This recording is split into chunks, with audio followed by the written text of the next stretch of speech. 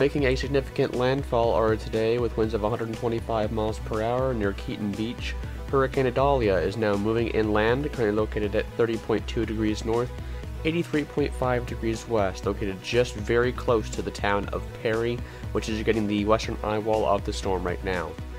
Right now, per the National Hurricane Center's update at 9 a.m. Eastern Daylight Time, it's got winds of 110 miles per hour and a pressure of 957 millibars, moving just east of due north at 18 miles per hour, moving very quickly off towards the north there.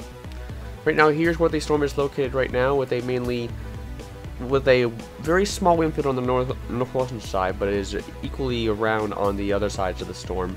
Located just inland, made landfall near Keaton Beach as a major hurricane. Right now, the storm is currently located only 10 miles away from Perry and increasing, thankfully.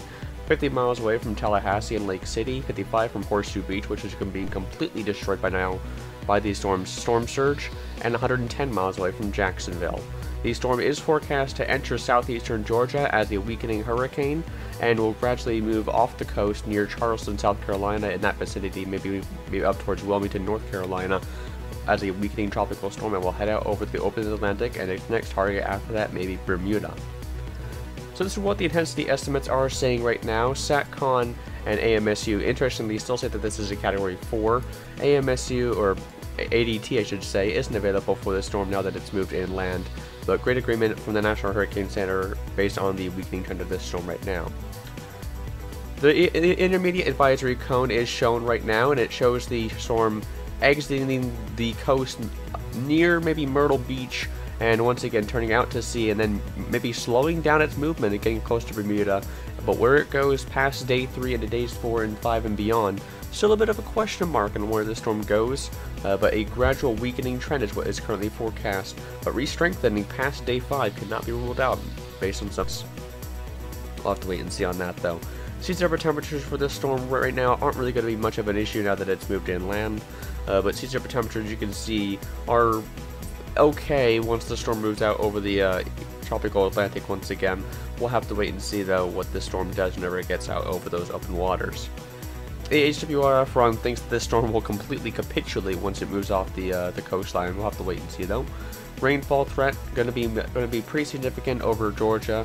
I believe that the Weather Prediction Center has a moderate risk out of excessive rainfall, so maybe we'll see some flash flooding. We haven't seen any flash flood warnings yet, thankfully. The RAM diagnostic plot right now shows that the storm should rapidly weaken as it moves inland. Wind shear is decent at times. It is rising a little bit as the storm moves inland, and that's by what weakened it from its Category 4 status prior to landfall. Sea surface temperatures are going to be okay, and relative humidity is also kind of decent for this storm. So that storm right now is moving inland and rapidly weakening, but the eye wall is still present and is still moving into inland locations. So this is what this storm looks like right now on the satellite imagery. You can see that eye moving inland, making landfall near Keaton Beach around 7:45 a.m. Eastern Daylight Time. The storm is continuing to weaken as it approaches Interstate 10 and Interstate 75. We'll pass just to the west of Lake City.